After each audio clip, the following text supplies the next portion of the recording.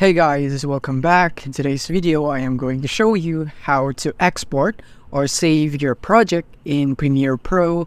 So let's get started. So here we are in Premiere Pro. And first things first is that we want to save our project so that we can make sure that we have a backup file in case we lose power, in case there's a brownout and you suddenly lose your progress right here, you will have a backup. So click on File. This is a very important process. Click on File and click on Save As so that you can save your Premiere Pro project, and you can see it right here. It says PRProj right here, that PRProj file. It means Premiere project right here. So once you have this, then you now need to type your name for your file. In my case, it will be just like this one. So you can name it whatever you want.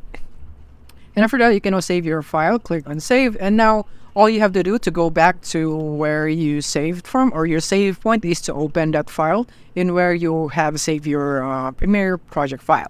And now, next thing is that we're going to go into export. So to export our video right here, we're going to go into File again, and then we're going to hover into the export right here, export one, and you want to go for media right here. Once this pops up, go to media. And now from here, we're going to be discussing your file name and your video, audio, and so on right here. So now, let's go for the file name first. So of course, your file name, whatever you want, and your location where you want your file to be saved. So in my case, it will be here. So you can customize it however you would want. Click on Save. And then your preset right here. If you don't know anything about bitrate or whatsoever, then I recommend just leaving it to match source adaptive high bitrate right here.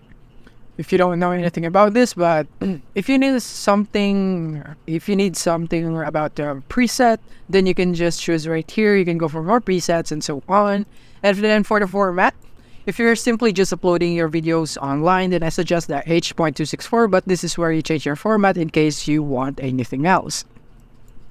And then moving on to the video. So from here, you would want to enable this. Make sure that you enable this right here so that you would have a video on your export.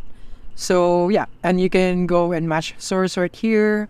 So what match source does is that it matches your videos from which is your source. So that is what it's like. So it matches the settings and so on. As you can see, it's now like this. If you uncheck this, you can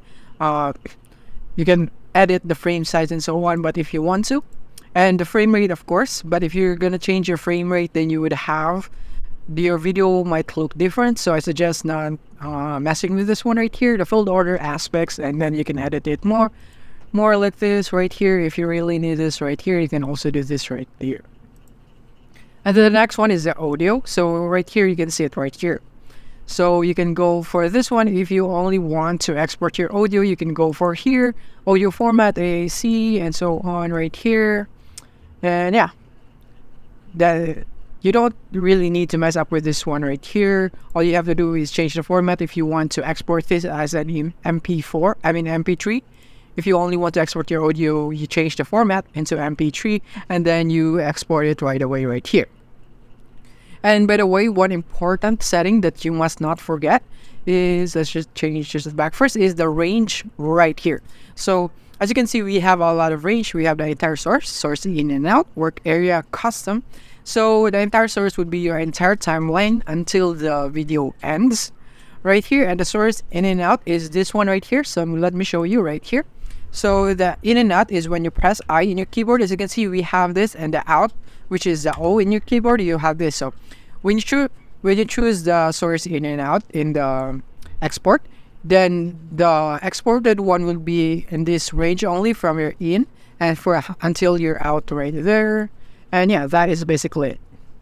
And now let's go back. And we have other also, so work area, custom, and so on. If you would like to customize, then you can also do that. But usually you just need the entire source and source in and out. And after that, you may now click on the scaling right here. Make sure that it's scaled to fit, or if you need scale to fill or stretch to fill, which is rare, then you can also go for that.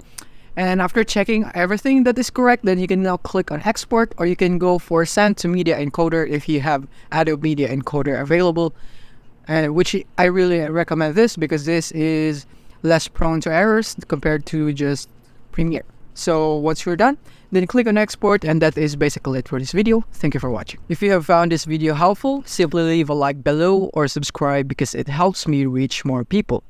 See you soon.